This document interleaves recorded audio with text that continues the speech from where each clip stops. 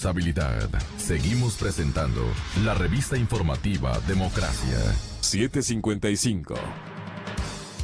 Sí, nosotros pensamos que, señoras y señores, que poco a poco va sofisticándose el paso de la droga, pues semisumergibles y no sé de qué de otro tipo de embarcaciones abundan en aguas del Pacífico, y entiendo que deben haber también partidas desde Colombia en la parte sur. Me imagino que Centroamérica no debe quedarse atrás. Lo que pasa es que son ámbitos oceánicos en donde ya los pasos hacia Estados Unidos, hacia el mercado más grande de consumo, bueno, pues se incrementó el conocimiento de las patrullas norteamericanas y también de los países amigos de Centroamérica, amigos de las políticas de Estados Unidos, porque ellos no han podido evitar ni hacerse el quite de una corriente de corrupción impresionantemente grande en Centroamérica. Pueblos deprimidos, llenos de pobreza, pero que viven prácticamente determinados habitantes de esta gran región de las Américas, viven del paso de la droga, porque todo es paso.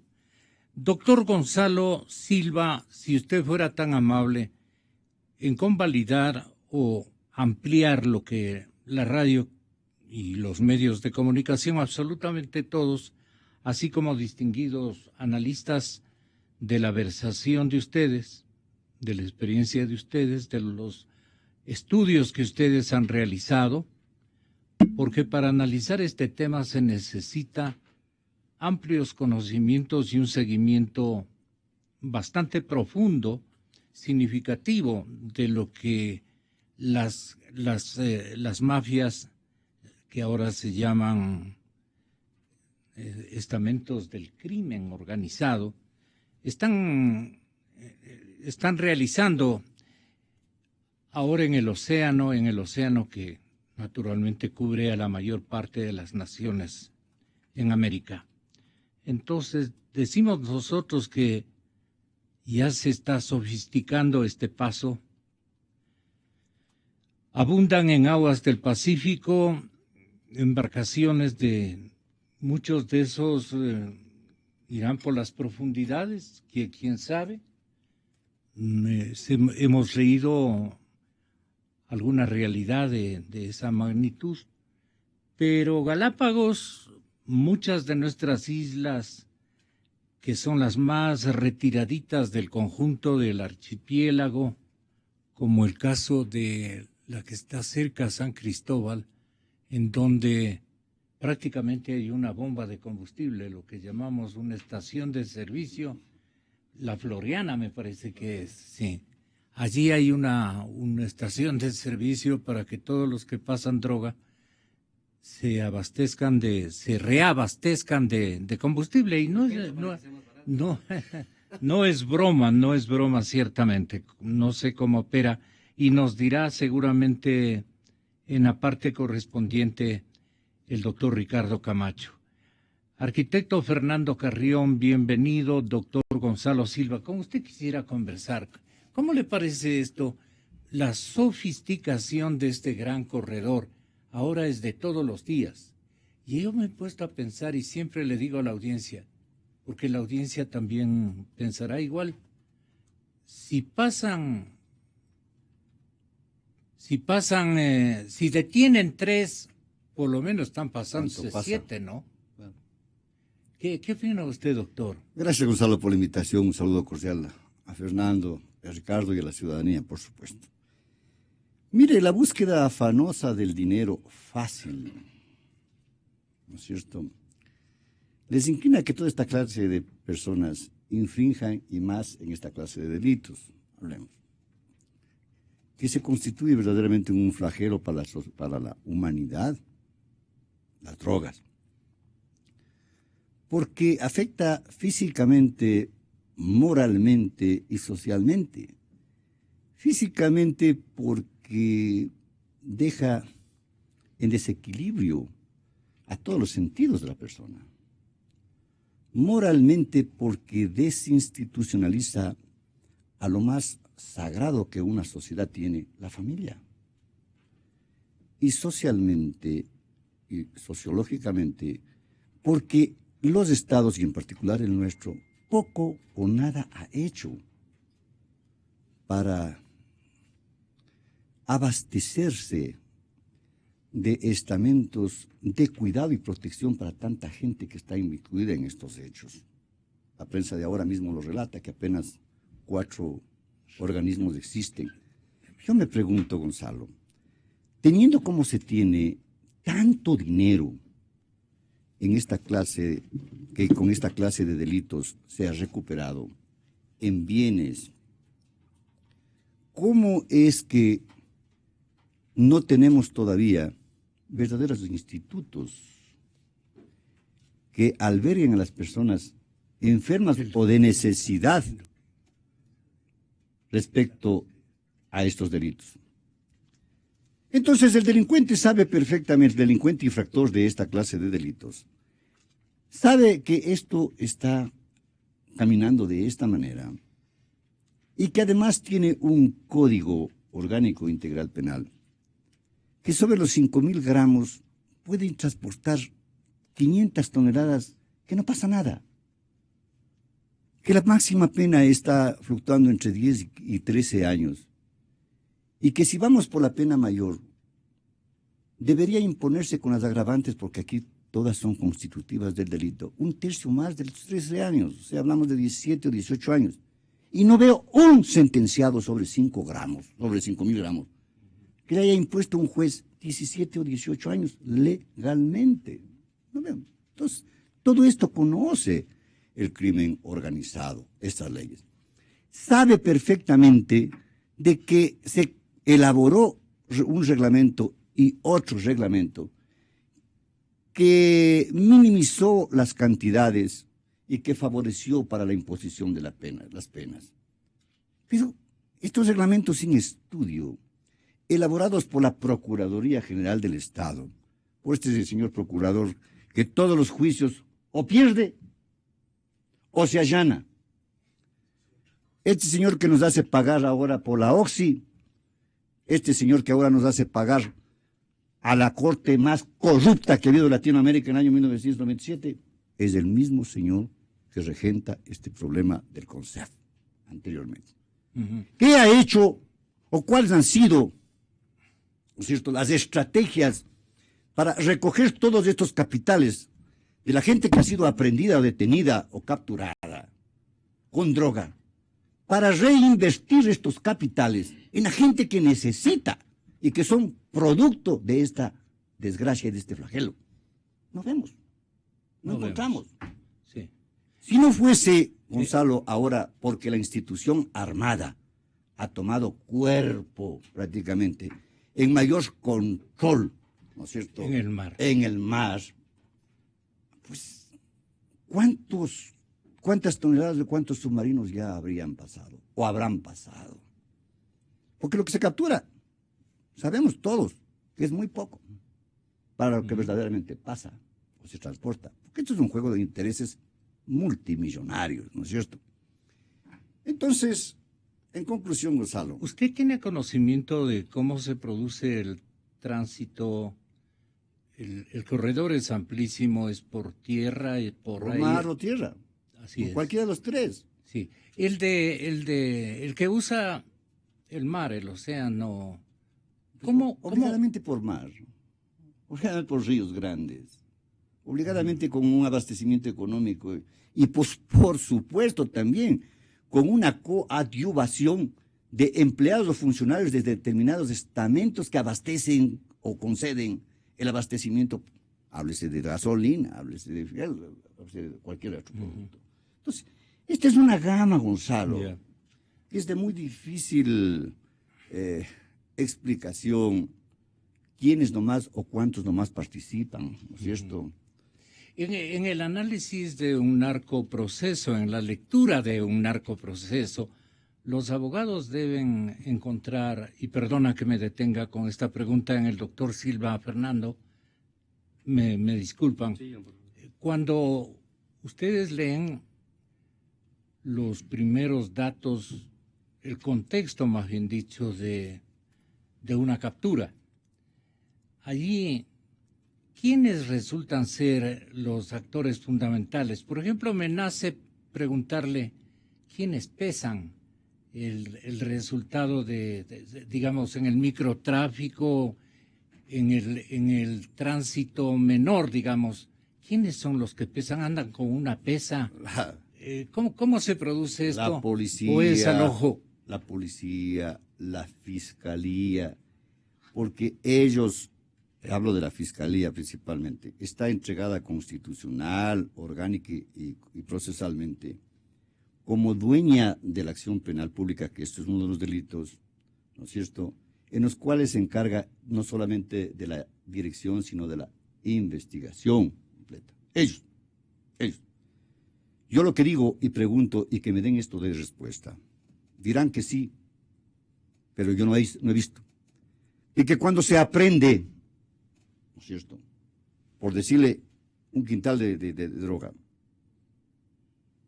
¿por qué a las 24 horas esto no se crema? ¿A dónde va? Por haber dicho eso, un señor que sea el partido político que se debe, ahora trabaja en el área de estos que nos espían políticamente. Exactamente, la Secretaría de... Y ya me chantaban un juicio. No, yo no voy a...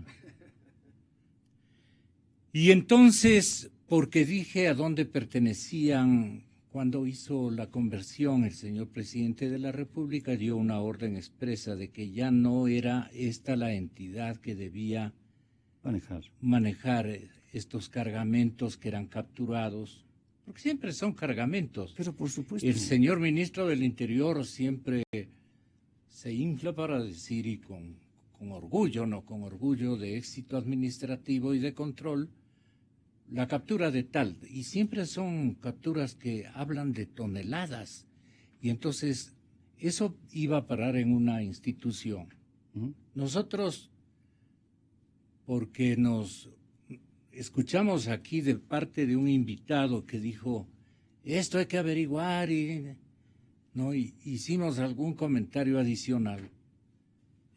Como le digo, estuvimos a punto de recibir una especie de juicio.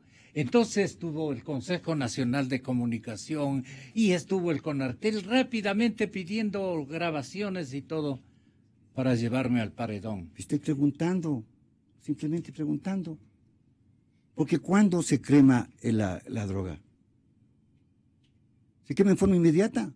Si estuviéramos en algún país árabe, pues se cremaría la droga con los mismos responsables.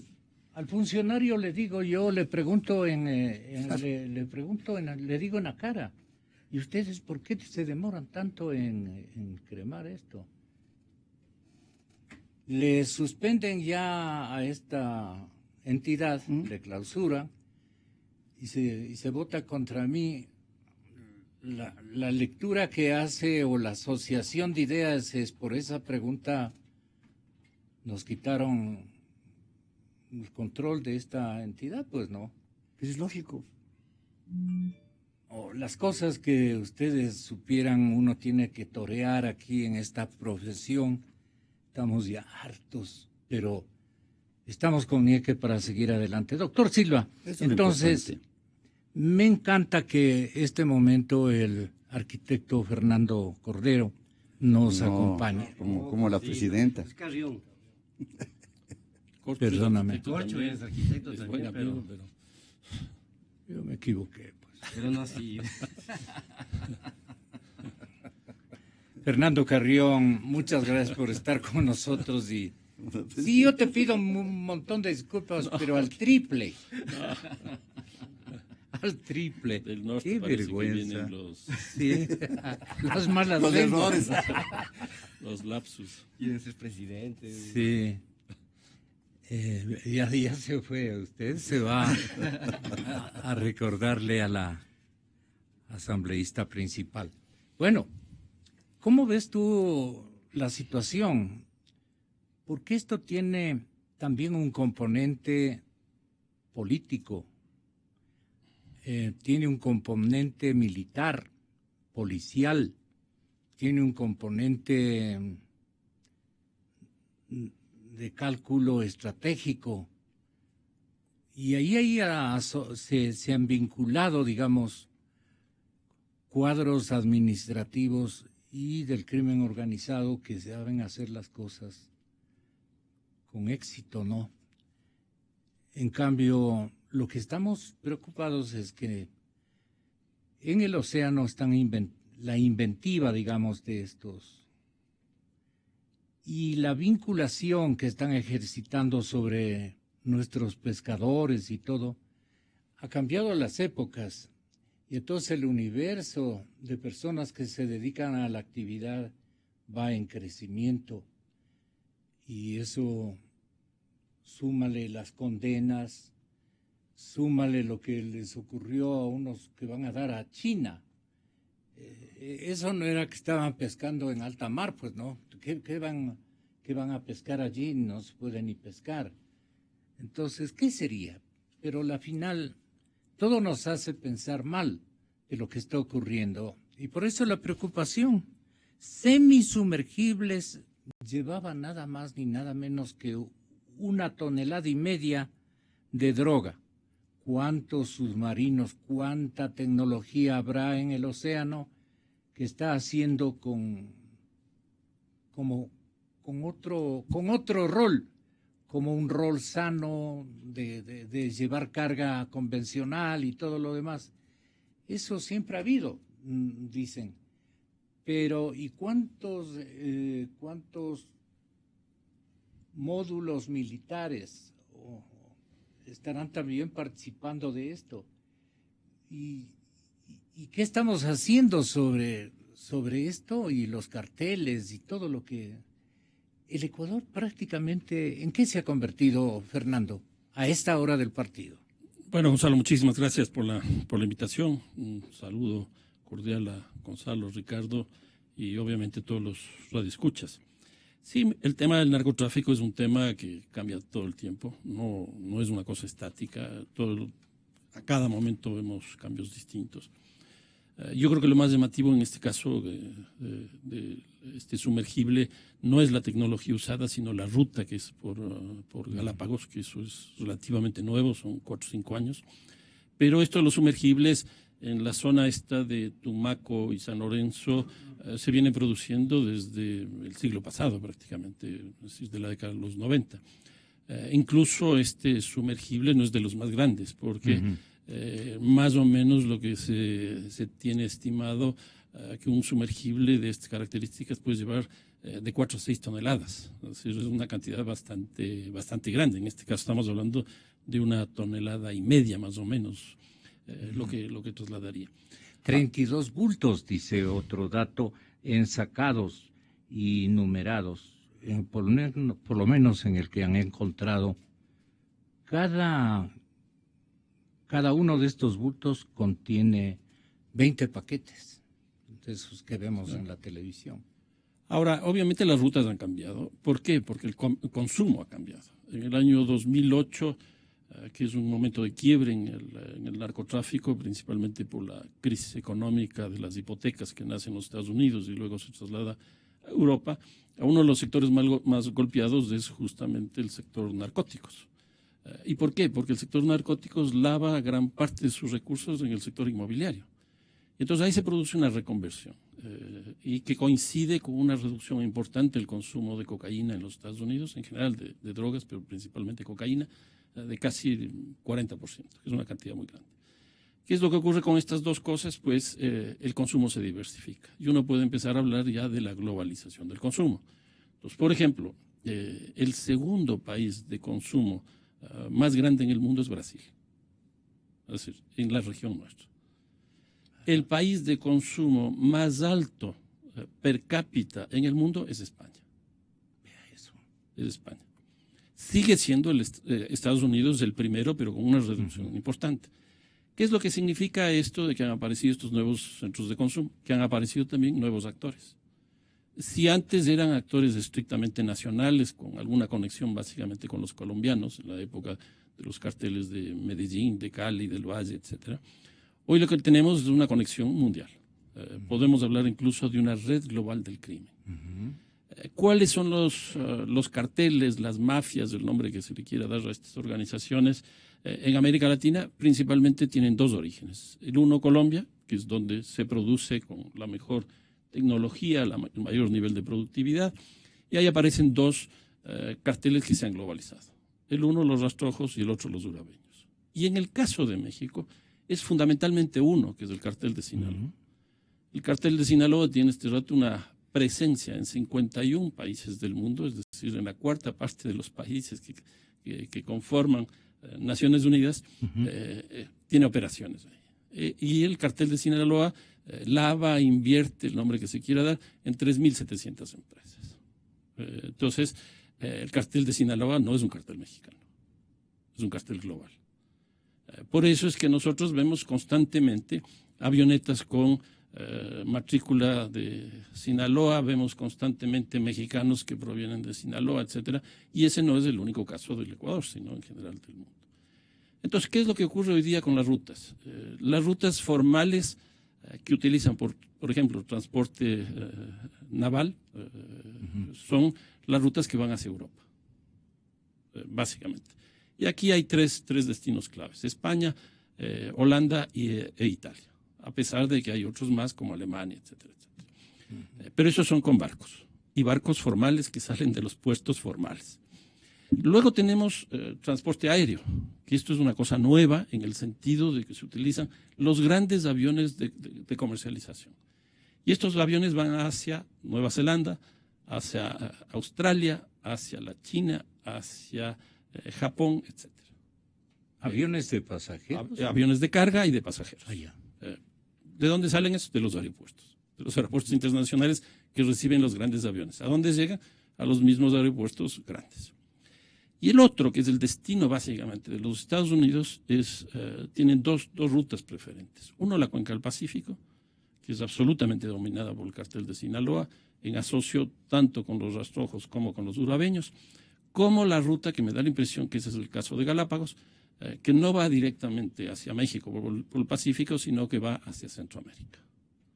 ¿Por qué va a Centroamérica?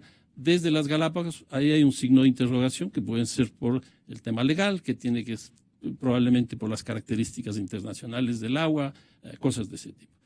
Y ahí fundamentalmente la tecnología que se está usando es esta de los sumergibles, submarinos, el nombre que sea. Pero, por ejemplo, en la frontera México-los Estados Unidos hoy día se utiliza drones. O sea que es una tecnología altísima. Se utiliza animales, se utiliza túneles. Entonces, eso va variando de acuerdo al consumo que exista y a la organización internacional que esté atrás. Lo que sí debe quedar claro es que lo que tenemos hoy día no es crimen organizado. Yo soy muy crítico de esa definición. Y lo que tenemos es una red global del crimen donde están articulados carteles como la 'Ndrangheta, la Cosa Nostra, qué sé yo, italiana, con los carteles mexicanos, llámese el cartel del Golfo, de Sinaloa, los Zetas, etcétera, o los colombianos, como estos dos que he señalado, más Águilas Negras, etcétera, que Cordillera, que ellos atienden mucho más hacia el mercado del sur de Sudamérica. Es decir, básicamente una parte de Brasil, una parte de Chile y la Argentina. Había también peticiones de la gente para que puedan ustedes comentar. La fibra que cambió prácticamente la construcción de los vehículos, especialmente de los automóviles, está siendo utilizada este momento en la construcción precisamente de estos semisumergibles.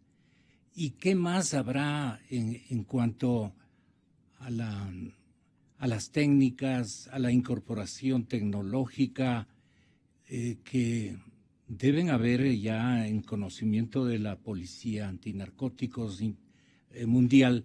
Deben haber para este sector en el que estamos incluidos y que parecería ser un corredor oceánico bastante significativo. Como digo, si es que capturamos 3 toneladas, un poco lo que menos podemos es pensar que 7 cruces dieron resultado, mientras que 3 cayeron detenidos, algo por el Estado. Entonces, los gobiernos, y esto es lo que quería incluir, los gobiernos se hacen los tontos y locos, no encuentro otro adjetivo, para disimular, digamos, su desentendimiento de estos temas.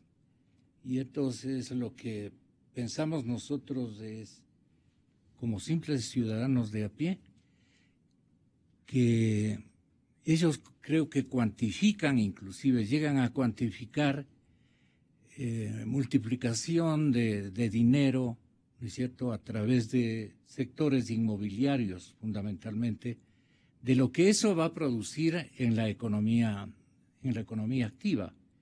Entonces no va a hacerse el mexicano, por ejemplo, el gobierno mexicano, él debe tener un cálculo de lo que le va a rendir, digamos, el negocio de la droga, su comercialización, porque México ocupa un lugar estelar, pues no es productor, cumple con todos los papeles, los roles del negocio. En el caso ecuatoriano, ¿qué somos a esta hora ya? Y lo que vemos que todo se ha caído menos el sector inmobiliario. ¿Qué quiere decir aquello? Para no quedarnos con las ganas de conocer un poco más. Son nuestros constructores, de alguna manera, los que tienen algo que ver o tienen que buscarse el dinerito que, con tanto término que inventa la Asociación de Bancos Privados y las entidades de control, el dinero no alcanza, o el dinero hay que guardarle en procura de que no se nos vaya el formato monetario, de que no se nos complique la dolarización. Entonces los bancos están más bien conservando divisas. Y entonces, ¿de dónde sacan el dinero?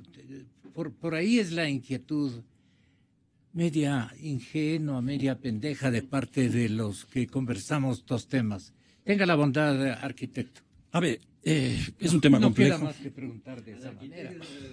Es un tema complejo, no es fácil establecer eso porque desgraciadamente la ciencia económica, los estudios académicos de la economía no han logrado hasta ahora descifrar una fórmula a partir de la cual uno puede establecer esto es un mercado legal, esto es un mercado ilegal, o cuánto es lo que está produciendo los mercados ilegales. Entonces aquí hay una deuda pendiente que tienen los economistas frente a este sector cada vez más creciente que existe a nivel mundial. Es una primera cosa. Una segunda que me parece que... ¿Y por qué se convierten en morosos de esa información los economistas y las entidades de control? Bueno, yo no sé, probablemente porque están destinados a trabajar con los datos que existen en la realidad, que la mayoría son oficiales. Y entonces eso conduce justamente a estas grandes distorsiones. Por datos que yo tengo de hace 2 años, la cantidad de lavado que tenía América Latina correspondía más o menos a la misma cantidad de la inversión externa que recibía América Latina. Es un dato de la CEPAL. Entonces ahí nos estamos dando cuenta de lo que estamos hablando. Y si no tenemos parámetros, etcétera, para medir esto, es bastante complicado. Pero una segunda cosa, Gonzalo, hay que tener en cuenta el tema del precio de la cocaína y dónde se encuentra este bien o este mal, no sé cómo llamarlo, pero en economía sería, bueno, este bien, esta mercancía. ¿Qué es lo que tenemos en este caso? Los productores de cocaína reciben $400 el kilo, o sea, nada. En los mercados de cocaína ya de Colombia está en $1.800, aquí está alrededor, quizás el más alto, llega a $2.500 millones de dólares. En la frontera México-los Estados Unidos ya estamos hablando de $60.000 millones, $60.000 el kilo. En las calles de Nueva York, 120.000. El doble. Y en Sydney estamos hablando de 250.000. ¿Ya? Y entonces, claro, uno puede preguntar, bueno, ¿dónde se obtienen mayores recursos económicos?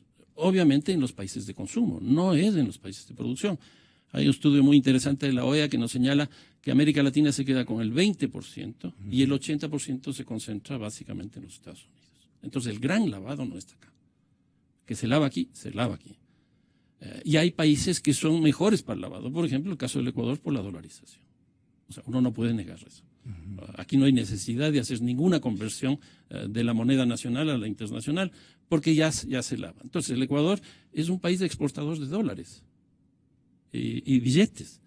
Y en ese sentido, obviamente que le afecta mucho a la economía nacional, porque se están llevando billetes que después el Ecuador tiene que importarlos desde los Estados Unidos con costos adicionales.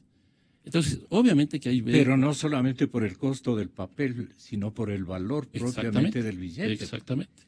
Ahora, ¿de qué estamos hablando? ¿De qué monto estamos hablando? Ya se dice $900.000 millones que movería el narcotráfico a nivel mundial. 900.000 millones. Hace un rato yo ponía 120.000 en el caso de América Latina, que sería lo que se movería. Si ustedes le comparan eso con el presupuesto nacional, pongámoslo en 30.000, que está en 26.000 en realidad, pero si está en 30.000, quiere decir que es 4 veces más que el presupuesto nacional. Nos estamos hablando de unas cantidades, pero impresionantes. Por eso es que yo creo que en el caso del mercado de las drogas, lo que se necesita es política económica. Por ejemplo, el tema de paraísos fiscales. Yo creo que ese es un tema clave, y que hay que trabajar con mucha fuerza. Por otro lado, no se necesitan, bueno, es importante que haya convenios entre las policías, pero es necesario que el Ecuador tenga política exterior sobre esto. El único país que tiene en la región política exterior sobre el narcotráfico es los Estados Unidos. Y nosotros reaccionamos o positivamente o negativamente frente a eso. Pero el Ecuador no tiene política exterior sobre eso. ¿Qué dicen los foros internacionales? ¿Qué es lo que acaba de decir ahora en la reunión de Naciones Unidas en Nueva York sobre el tema de droga? No tengo la menor idea. ¿Qué dicen las reuniones de la OEA? ¿Qué dicen las reuniones de UNASUR? ¿Qué dicen las reuniones de CELAC? El Ecuador necesita política exterior en materia de seguridad de narcóticos. En la medida que nosotros no tengamos eso, que es una consecuencia de política interna, obviamente, pues vamos a tener problemas. ¿Por qué? Porque el Ecuador no es solo un país de paso, como generalmente se dice. El Ecuador es un país estratégico este rato. Y nosotros tenemos que entender eso. Por aquí, según el Departamento de Justicia de los Estados Unidos, pasan 220 toneladas, que es una cantidad inmensa. Y nosotros estamos con una interdicción que me parece muy importante, superior a las 60 toneladas al año. Es decir, estamos cerca al 30%. Y en ese sentido somos el tercer país del mundo en términos de interdicción. Pero así y todo, nos bypasean. Se nos van por otros lados. Claro. Porque además, si estos datos que doy son ciertos, que son oficiales, estamos hablando de una diferencia de alrededor de 60 toneladas con alrededor de 220 toneladas. Yeah. Eso significa que más de 3 veces lo que nosotros estamos controlando sigue pasando por este país. La generación diplomática a la que pertenece tu hermano no es Francisco Cordero, sino Francisco Carrión, ex canciller de la República, con un saludo de afecto y de consideración para Francisco. ¿A qué atribuye, Fernando, de que no se les ha ocurrido, ha pasado a ser para esta generación de diplomáticos un tema prohibido, el configurar una política macroestratégica, si cabe el término, para tapar estos temas? Para no tapar estos temas sería de inventar, digamos, políticas internacionales.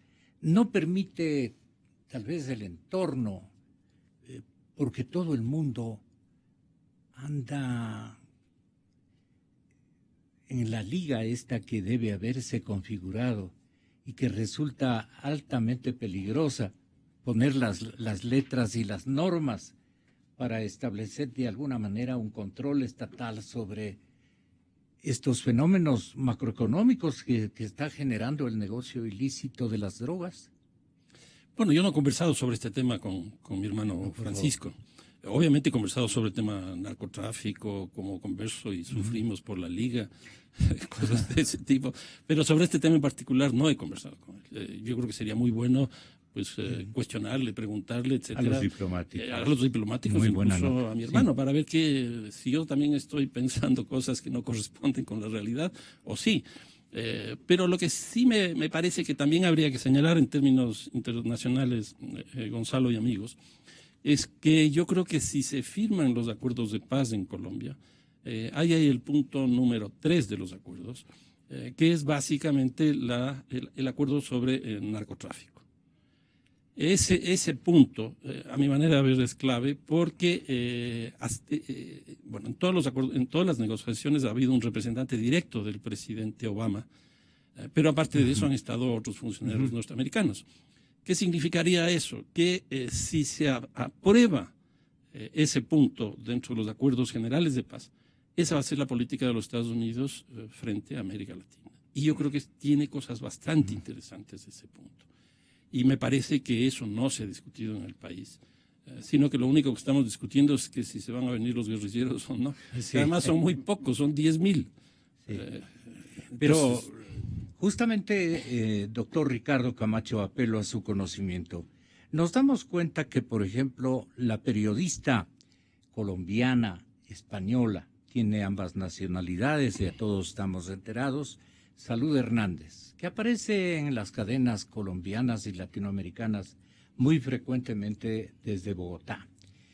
Es una señora ya de edad, pero ya quisiera una chica de 30 años tener el vigor que tiene y el talento que tiene, la perseverancia, la inteligencia que tiene Salud.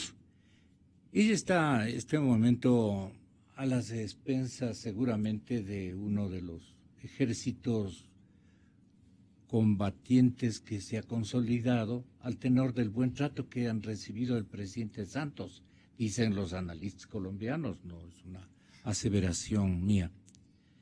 Y entonces se quiere ir a Catatumbo y se va a Catatumbo y se va en forma muy sigilosa, muy cuidadosa. No avisa a nadie, no traza rutas, salvo, digamos, para un momento de peligro. Habrán algunas claves o códigos que manejarán en esos sectores. Todo por buscar la noticia. ¿Qué es lo que busca en esta zona donde ha desaparecido Salud Hernández? Dice los envíos de la revista Semana, que tiene un área de prensa impresionantemente grande en la nación colombiana, dice: por esta región del nororiente del país han pasado todos los grupos guerrilleros, además del bloque Catatumbo de las autodefensas de Salvatore Mancuso. Se sabe que actualmente hay varios frentes de las FARC, de las mismas FARC hay varios frentes, ¿no? Y eso terminará convirtiéndose las FARC columnas del ELN, y a ese le atribuyen más la autoría de una eventual captura de la periodista y una disidencia de el Ejército Popular, algo con L. EPL, sí. Sí. Ejército Popular de Liberación. Exactamente. Son estos grupos, según las autoridades, los que controlan las partes más inhóspitas de la frontera con Venezuela. ¿Qué es lo que Salud Hernández buscaba? El amplísimo hectareaje de cultivos de la planta. Entonces quería dar a Europa esa información. Vean, viciosos españoles, ustedes están estimulando, porque ella trabaja en un medio español, y trabaja también para el diario El Tiempo, de lo que tengo yo conocimiento, Entonces, estos son las hectáreas, miles de hectáreas que nutren o que abastecen a todo el negocio del narcotráfico. Le atendamos a un reporte que seguramente tiene usted sobre este tema. No tenemos todavía. Entonces, Gracias, Ricardo, Gonzalito. ¿qué conoce usted? No sé si le abrí un preámbulo más o menos certero. Excelente, Gonzalito. Como siempre, un cordial saludo para ti, al doctor Silva. Nos ha hecho un brillante análisis desde el punto de vista legal, jurídico, sobre el tema de las drogas. Es decir, no tenemos una sola persona sentenciada, posiblemente con más de 13 años, lo cual es de locura. Fernando Carrión, como es un gran estudioso y un hombre internacional, no es ministro de Defensa, es un hombre que viaja y conoce mucho del tema del crimen organizado, nos ha dado una visión importante. Yo quisiera, si me permites, Gonzalo, hacer una pequeña conclusión a nombre mío en tu prestigiosa radio, a propósito del informe de labores del señor presidente, y ver que, bueno, yo no le escuché al señor presidente a las 4 horas, no tuve la paciencia, pero escuché varios puntos en varios medios de comunicación. Y entonces no he visto que se topó el tema del narcotráfico.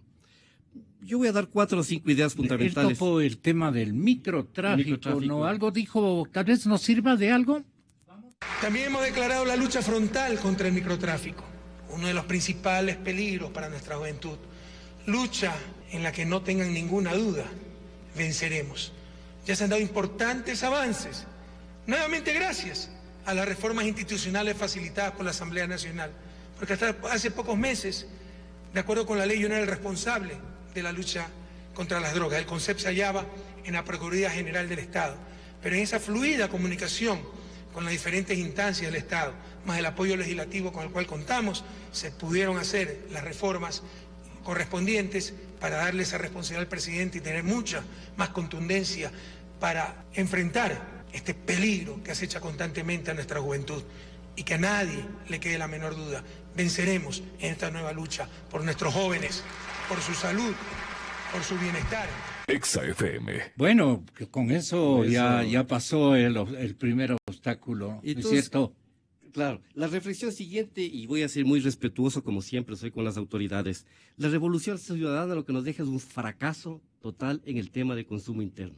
Es decir, no ha existido política pública para manejar el tema de consumo interno. Vamos a reconocer también las cosas positivas. ¿Por qué digo fracaso? Porque en 8 años, Gonzalito, que manejó el CONCEP, se dan cuenta que el CONCEP, 8 años... Esta es la entidad que quemaba. El de Rodrigo Vélez, mi amigo, no tengo problema en decirlo, que me meta a juicio, no tengo problema. El CONCEP durante 8 años no hizo nada en el tema de prevención. Es más, le voy a dar una primicia a Gonzalito. Es vergonzoso que la Hacienda La Ponderosa... Al Fernando dele, porque a mí me tiene ya Fernando, que le vea pegado el ojo este señor. Sí, a él de. El CONCEP, días antes de entregarse a Inmobiliar, arrendó la Hacienda La Ponderosa en el kilómetro 12, que ahora fue convertido en clínica privada particular para ganarse dinero. Y no le pudieron entregar. Que me metan juicio por decirlo de La Ponderosa. A ver si no les va mal. Entregaron la Hacienda La Ponderosa, bien en manos del CONCEP, que ahora está convertida en clínica privada, y estos señores no tuvieron la amabilidad de entregarla al Ministerio de Salud Pública para tener un centro racional de prevención de drogas en este país. Primera conclusión. Que necesita, porque lo que tenemos son centros de garage, donde torturan, pegan, curan la homosexualidad, curan cualquier tipo de cosas. Eso es una vergüenza para el país. Yo acabo de leer en el Universo, cerrada clínica esta semana. Antes del terremoto murió un joven víctima de sobredosis de cocaína. Llegó la policía y hizo lo correcto, le puso a la esposa porque el chico se daba contra las paredes, se metía a la vía pública. Llegaron los paramédicos, dijeron, no tengo los protocolos para atenderle al muchacho porque está violento. Todos le dejaron en la vía y se murió. Entonces, la primera gran idea, Gonzalito, con todo respeto, es el fracaso que ha tenido la revolución ciudadana en el tema de consumo de drogas. ¿Cómo es que dice venceremos? Bueno, venceremos, no sé qué, pues, pero vamos a lo segundo. El remedio fue peor que la enfermedad. Se crea la Secretaría Técnica Antidrogas porque, claro, nadie le hacía caso al CONCEP.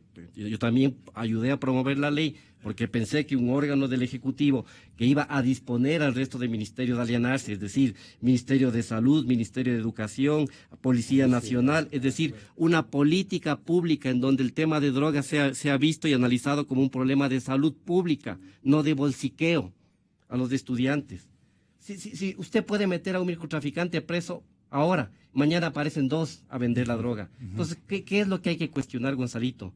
La segunda cosa es, hay que atacar al problema, pues, hay que blindarle al joven. Al proveedor. Al proveedor uno, pero no solo con el proveedor tiene un reemplazo al día siguiente, porque es tan buen negocio. Hay que blindar al joven, a la familia. Y la droga, según la 4ª encuesta que hizo el estudio que hizo el CONCEP, demuestra que la droga es mentira, no solo está en los jóvenes. ¿Sabe quiénes son los herederos de esa droga? Los niños que se quedaron con los abuelitos cuando los papás se fueron a Europa de migrantes. Ellos son el grupo de 25 a 34 años que son los mayores consumidores de droga. Este momento, Según el CONCEP. Y entonces la Secretaría Antidrogas no tiene la menor idea. Otro tema que nos llama la atención. Entonces, la Ponderosa, alquilada a últimos días, antes de pasar a inmobiliar. No sé, hay que ver el contrato, en vez de entregarle al Ministerio de Salud Pública. Después, todos los bienes que nos sacan todas las semanas. Se captura droga a toneladas, como dijo el doctor Silva. Bueno, yo he hecho suma y resta. Yo pasé la escuela. Y se captura cuántas drogas. Y se quema. No coincide. Yo no estoy acusando a nadie. No coincide. ¿Cuándo ha habido una transparencia en el tema de quema de drogas? Que 2, 3 años esté un juzgado por acá, que el otro juzgado tiene por allá. ¿No hemos visto? El tema de bienes, Gonzalo. Ahora está en manos de Inmobiliar, que pasó en el mayor absoluto secreto, como que fuera un tema de reserva nacional, de seguridad nacional.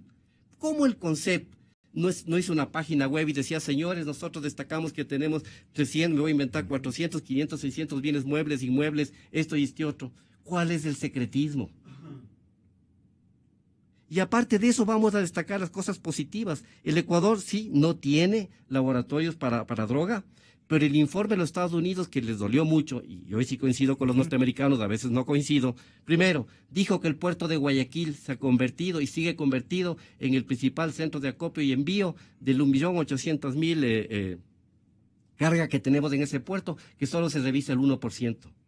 Después, eso los marinos ecuatorianos dicen cierto es. Sí, es cierto, porque no tenemos los escáneres gigantes. O sea, se pone el perrito y tenemos una llamada anónima que es del otro grupo narcotraficante para desviar la atención del container que sí tiene más droga. Y por eso hay que enjuiciarme, que se me enjuicie. La otra, Gonzalito, el Departamento de Estado dice agriamente y de fuerte que el Ecuador se ha convertido en el país que facilita los precursores químicos. Acetona, alcohol, es decir, 4 Pelagatos sacó hace 15 días una interesante nota donde decía, había un sistema del CONCEP que funcionaba bastante bien, había que pedir permisos electrónicamente, ahora está suspendido hasta eso. Fernando Carrió nos ha dicho brillantemente, ¿y cuál es la política que tuvo el Ecuador en la última reunión de Naciones Unidas? El secretario antidrogas, a quien yo respeto mucho, que es un ex comandante de la policía, que debe ser bueno para prevención del delito, no para el tema de política de drogas. ¿Qué informe nos ha traído al país? Es decir, Gonzalo, tenemos cosas positivas. El nivel de interdicción, por supuesto que llega a 60 toneladas, 62, 65. Hay que reconocerlo, eso es lo positivo. Pero ¿quién entrega las últimas semisumergibles, las lanchas? Es la DEA con la Armada Colombiana. Y por eso es tan importante los nexos, la conexión que hay que tener con las policías latinoamericanas, con la DEA, con lo bueno o perversa que puede ser la DEA, porque tampoco no es tan santa. Y entonces ellos son los que nos informan. ¿El ministro Serrano tiene ese tipo de contactos permanentemente? Digamos, esta policía tiene la confianza en el secretario de Estado para comunicarle tal cosa está ocurriendo, tal embarque va... Lo que haya inteligencia colombiana detectado. No, yo conozco, no sé, con el ministro Serrano no tengo idea, ni lo deseo saber, pero lo que sí sé es que la DEA y la Armada colombiana y las fuerzas de seguridad tienen buena relación y son las que han informado casi el 90% de las capturas. Y aquí quiero dar una alerta a Gonzalito, y con esto creo que finalizo. Usted sabe que viví 6 años en México, lindo y querido, donde le encanta ir a Fernando siempre a conferencias y charlas y visitar la plaza de su abuelito, que además es muy linda en el Distrito Federal. es que meter a Fuerzas Armadas en temas de narcotráfico sin medidas de confianza. Ojo, yo respeto mucho a la Armada Nacional, soy profesor de academias de guerra, pero hemos estado 8 años ciegos sin radares. 8 años ciegos sin radares. Aquí no es que las avionetas ya no vuelan, aterrizan porque no tienen gasolina o bajan a abastecerse para llevar bolón de verde. Pero estamos ciegos. Es que ciegos. no ves a la isla, que me hace acuerdo. Ahí compran desde víveres. Claro, hasta langosta. Y entonces, Gonzalito, esto es el país.